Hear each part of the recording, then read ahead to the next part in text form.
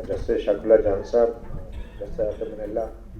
Supreme court bar association, bar council के रेजिस्ट्रेट्स और press association of Pakistan, मुझे आज आपने बात करने का मौका दिया। और बड़े अरसे बाद किसी रिपोर्टर को कहा जाता है कि आप रिपोर्टिंग के अलावा भी कोई बात करें, और वो बात करें जो आमतौर पे शायद आप टेलीविज़न स्क्रीन पे बैठ के नहीं कर सकते, और अपने ही हम पेशा लोगों के बारे में बात करें, कोर्ट रिपोर्टर्स के बारे में बात करें। आज का टॉपिक जो है it's very close to my heart. वो इसलिए कि तकरीबन 27-28 साल से कोर्ट रिपोर्टिंग करते हुए मैं बड़े कंसिस्टेंटली इस पहलू को मद्देनज़र रखता रहा कि what ever we are doing as journalist और as court reporters, we are doing it to strengthen a political process, to strengthen democracy, because democracy होगी तो journalism होगी, democracy नहीं होगी तो सब कुछ होगा मगर वो journalism नहीं होगी। Unfortunately पाकिस्तान की तारीख ऐसी है कि जिसमें आमरीत भी रही है, जिसमें शायद जमहूरियत भी रही है, और जिसमें एक हाइब्रिड सिस्टम भी रहा है। तो ये तीन ऐसे सिस्टम्स थे जिनके अंदर कोर्ट रिपोर्टर्स को काम करना पड़ा, और हमें तीन किस्म के जजेस को रिपोर्ट करना पड़ा। एक वो जजेस भी थे, मैं इतना पुराना तो नहीं हूँ, ज़ाहिद हुसैन साहब जानते होंगे, जस्टिस मुनीर साहब को बड़े करीब से। तो एक तो वो जजेस थे कि जिन्होंने खुल्लम खुला आमरीत की हिमायत की। एक वो जजेस थे कि जिन्होंने न सिर्फ हमायत की बल्कि वज़ीर-ए-आज़म को फांसी पर भी चढ़ा दिया, उसका अदालती कत्ल भी किया। एक वो जजेस थे कि जिन्होंने हाइब्रिड सिस्टम को प्रमोट की, और माशाल्लाह जो लगते रहे उनको जायज़ करार दिया, और फौजी आमरों को आइन में तरमीम की इजाज़त भी दी। और फिर हमने देखा कि एक वो जजेस थे जिन्होंने जानते बूझते हुए हैं जो सियासी हुकूमतें थी, ये माइक जरा भी,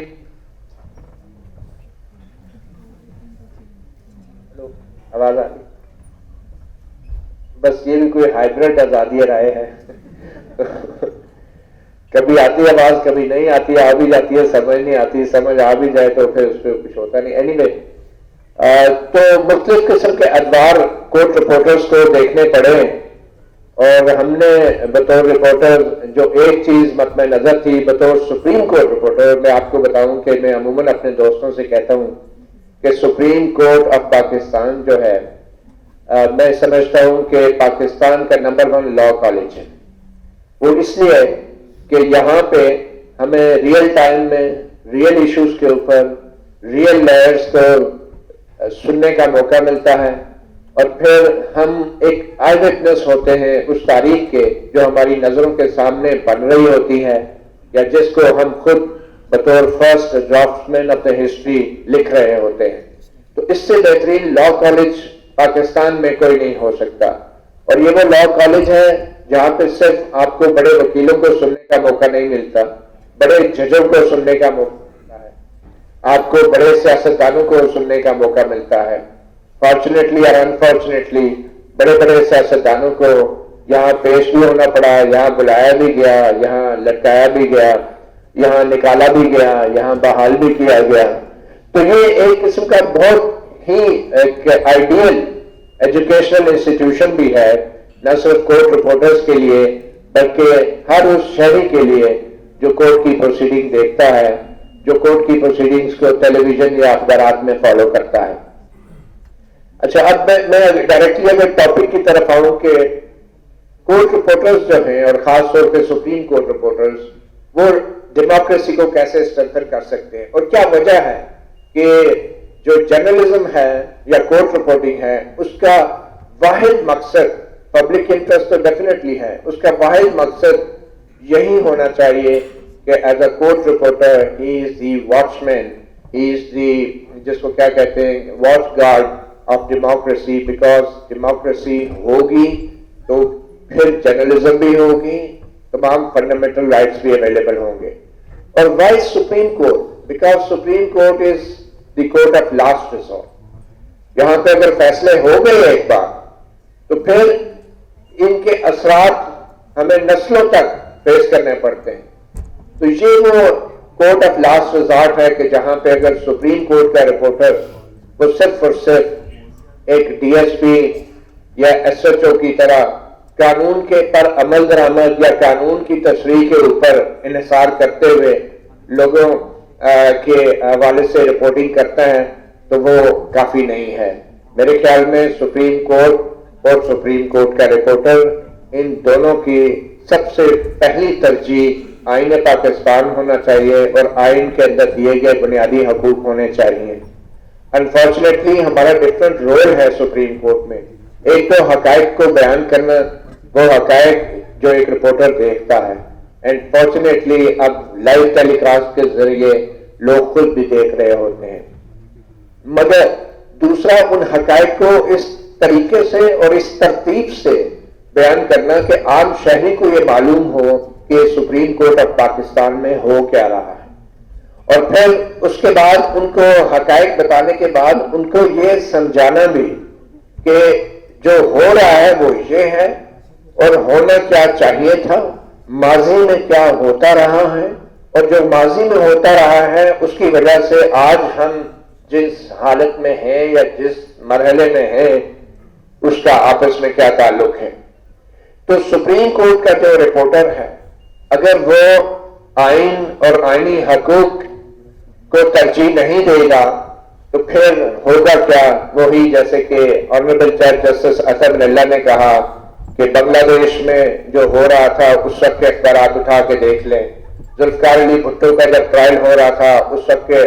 اخبارات اٹھا کے دیکھ لیں, اس وقت بھی قانون پہ عمل درآمد ہو رہا تھا, اس وقت بھی قانون کے تحت شواہد پیش ہو رہے تھے, اس وقت بھی ججز بڑے سخت سوال جواب کر رہے تھے ذوالفقار علی بھٹو کے وکلا سے, اور ریئل ٹائم میں ان وکلا کے جو دلائل تھے یا ان کے جو شواہد تھے ان کو ختم کرنے کی کوشش کی جا رہی تھی. آج بھی سپریم کورٹ کو کچھ ایسے ہی چیلنجز کا سامنا ہے اور سپریم کورٹ کے رپورٹرز کو بھی ایسے ہی چیلنجز کا سامنا ہے. آج بھی قانون پہ عمل درآمد کی بات ہو رہی ہے اور آج بھی کہا جا رہا ہے کہ اگر کوئی سیاسی جماعت قانون کو فالو نہیں تو اس کے لیے وہ سزا مقرر ہوگی جو شاید کسی اور سیاسی جماعت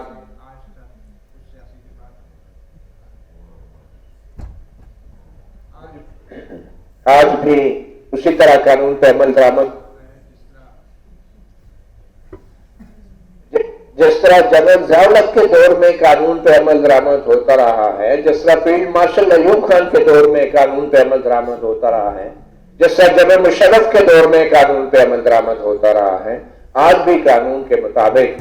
جو ہیں شواہد اکٹھے کیے جا رہے ہیں, فیکٹس کو سامنے لایا جا رہا ہے. مگر as a court reporter, as supreme court reporter, میں سمجھتا ہوں ہمارا سب سے بڑا چیلنج یہی ہے کہ اگر ڈیموکریسی کو بچانا ہے تو ہم نے آئین میں دیے گئے آئینی بنیادی آئینی حقوق کو بھی نظر انداز نہیں کرنا. اب جو سپریم کورٹ آف پاکستان ہے, بطور کورٹ رپورٹر ہم نے اس کو مختلف زاویوں سے رپورٹ کیا, کیونکہ اگر آپ 25-26 سال ایک عدالت کو کور کر رہے ہیں تو آپ لوگوں کو بطور وکیل بھی جانتے ہیں, بطور جج بھی جانتے ہیں,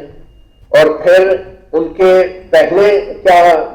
ان کی رائے ہوتی تھی مختلف معاملات پہ,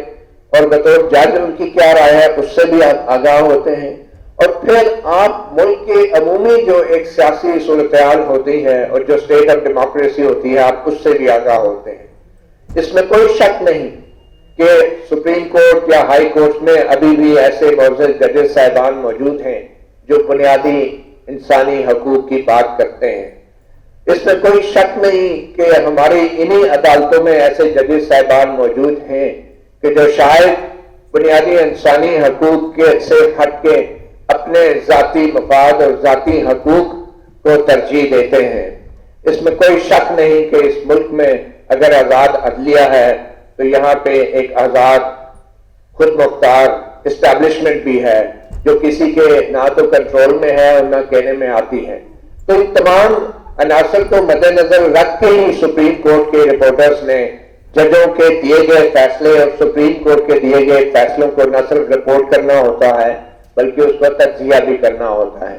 اور ایسا کرتے ہوئے جس طرح کبھی کبھی سیاستدان کی زبان پھسل جاتی ہے, ججز کی زبان بھی پھسل جاتی ہے, جس طریقے سے اسی طرح صحافیوں کی زبان بھی پھسل سکتی ہے. تو اس لیے یہ درست بات کی گئی معزز جسٹس عطم اللہ صاحب کی طرف سے کہ تنقید سے نہیں گھبرانا چاہیے. ہر قسم کی تنقید ہوتی ہے, خاص طور پہ جب آپ نے یہ حلف اٹھایا ہوتا ہے کہ کسی قسم کا دباؤ نہیں لیں گے, تو اس کے بعد میرے خیال میں تنقید جیسے بھی الفاظ پر مبنی ہو, جس قسم کی بھی ہو, تو اس کو پھر برداشت کرنا اور اس کا دباؤ نہ لینا یہ آپ کا آئینی فریضہ بھی ہو جاتا ہے. مزید میں یہ کہوں گا کہ جو لائیو رپورٹنگ اب ٹیلی ویژن کی شروع ہوئی ہے, اس سے کورٹ رپورٹنگ کو نئے چیلنجز اب فیس کرنے پڑ رہے ہیں. اب لوگ کہتے ہیں کہ کورٹ رپورٹرز کی ضرورت نہیں ہے, ہم تو خود براہ راست سب چیزیں سن لیتے ہیں. اور اس سے پہلے کہ میں اپنے رپورٹرز کی چیلنجز کی بات کروں, میرے خیال میں اب ججز اور وکلا کو بھی کچھ چیلنجز کا سامنا کرنا پڑے گا. اس سے پہلے کچھ صحافی جو چیز نہیں رپورٹ کرتے تھے کسی بھی وجہ سے, چاہے وہ لحاظ تھا, چاہے وہ ضابطۂ اخلاق تھا یا کچھ بھی, اب تو ججز جو بات کہتے ہیں وہ براہ راست پوری دنیا دیکھ بھی رہی ہوتی ہے اور سن بھی رہی ہوتی ہے. جو ججز تیار ہو کے نہیں آتے تو ان کو بھی لوگ دیکھ رہے ہوتے ہیں. جو وکلا اپنے کلائنٹ سے فیس لے کے بغیر تیاری کے آتے ہیں, لوگ ان کو بھی دیکھ رہے ہوتے ہیں. اور جو صحافی کسی مخصوص ایجنڈے کے تحت عدالت کی کارروائی کے حوالے سے معلومات کو چھپاتے ہیں, لوگ ان کو بھی جان لیتے ہیں, سمجھ لیتے ہیں. تو اس لائیو رپورٹنگ کا سب سے بڑا فائدہ یہ ہوا ہے کہ ایک ایکسس ٹو انفارمیشن کے اندر ایک انقلابی تبدیلی آئی ہے. یہ جو فری فلو آف انفارمیشن عدالتوں سے لائیو ٹیلی کاسٹ کی وجہ سے آئی ہے, دس از ریولیوشنری. اور اس کے اثرات ہمیں کچھ عرصے بعد معلوم ہوں گے کہ اس کا